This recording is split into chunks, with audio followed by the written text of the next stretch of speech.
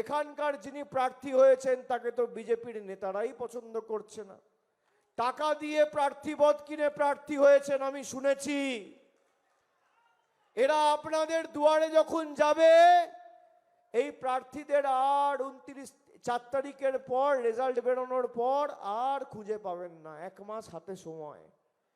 যখন এরা প্রচার করতে যাবেন, মায়েরা বৌদিরা শুনুন, এদেরকে দিয়ে ঘর দুয়ার পরিষ্কার করান। আর ভাইদের বলবো চুল দাড়িটা আগামী 1 মাস কাটবে না। কারোর বাড়িতে গিয়ে কেউ দাড়ি কামিয়ে দিচ্ছে, কেউ চুল কেটে দিচ্ছে। এই হচ্ছে বিজেপির আসল চেহারা। আর কাজের সময়, কোভিডের সময় তোমার দেখা নাই রে, তোমার দেখা নাই। কোনো বিপদ আপদ, কোনো অসুবিধা দুঃখের সময় বিজেপির কোনো নেতা কর্মীকে আপনি পাশে পাননি, আগামী দিনও পাবেন না। তৃণমূল কংগ্রেস হয়তো আপনার সুখে বা আনন্দে আপনার পাশে দাঁড়ায়নি, কিন্তু আপনার দুঃখে বিপদে আপদে যখন প্রয়োজন হয়েছে তৃণমূল কংগ্রেস দাঁড়িয়েছে। অসীম মাঝি এসআইআর এর ক্যাম্প হওয়ার সঙ্গে সঙ্গে গরিব মানুষের নাম বাদ যাওয়ার ক্ষেত্রে নিজের সামর্থ্য অনুযায়ী যানবাহনের ব্যবস্থা করে ক্যাম্প অব্দি গরিব মানুষদের নিয়ে গিয়ে পৌঁছে দিয়েছে, যাতে আপনাদের ভোটাধিকার সুরক্ষিত থাকে। এটাই তৃণমূল কংগ্রেস। আর তারা বড় বড় ভাষণ বলছে ডবল ইঞ্জিন সরকার। আরে পূর্ব মেদিনীপুরে এখানে যিনি সাংসদ তিনি বিজেপির, কেন্দ্রে মোদী সরকার বিজেপির, পূর্ব মেদিনীপুরে তো ডবল ইঞ্জিন চলছে। আমাকে যদি বিজেপির কোনো নেতা বলতে পারে যে গত 12 বছরে পূর্ব মেদিনীপুরের বিস্তীর্ণ 224টা গ্রাম পঞ্চায়েতের মধ্যে একটা গ্রাম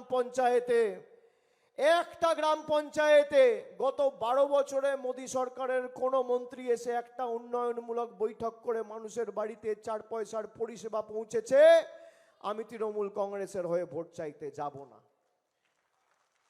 আজ থেকে 10 বছর আগে রান্নার গ্যাসের দাম ছিল 400 টাকা, আজকে 1000 টাকা। চা পাতার দাম ছিল 150 টাকা, আজকে 350-400 টাকা কেজি। দুধের দাম ছিল 28 টাকা 29 টাকা লিটার, আজকে 60 টাকা 62 টাকা 65 টাকা লিটার। সরষের তেলের দাম কত, পেট্রোলের দাম কত, ডিজেলের দাম কত? দৈনন্দিন জীবনের নিত্য প্রয়োজনীয় জিনিসের মূল্য বৃদ্ধি আজকে আকাশ ছোঁয়া।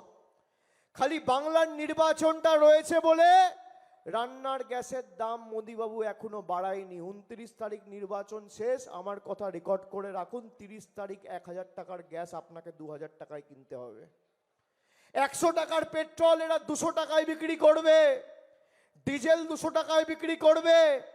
বাংলায় নির্বাচন বলে লোক দেখিয়ে এখন ডিজেলে 10 টাকা কমানো হয়েছে। এখানে সংবাদ মাধ্যমের প্রতিনিধিরা আছে, আপনাদের হাতে মোবাইল ফোন আছে। যদি মোদিবাবু আর মোদী সরকারের আর বিজেপি সরকারের অভিসন্ধি সঠিক হয়, লক্ষ্য সঠিক হয়, আর মানুষের জন্য কাজ করার মানসিকতা থাকে, পরিষেবা দেওয়ার মানসিকতা থাকে, তাহলে প্রধানমন্ত্রীকে আমি অনুরোধ করব, স্বরাষ্ট্রমন্ত্রীকে অনুরোধ করব যে আপনারা একটা সাংবাদিক বৈঠক করুন। সাংবাদিক বৈঠক করে মানুষকে কথা দিন যে আজকে যে আপনি 10 টাকা ডিজেলের কমিয়েছেন, আগামী 1 বছর বাড়াবেন না।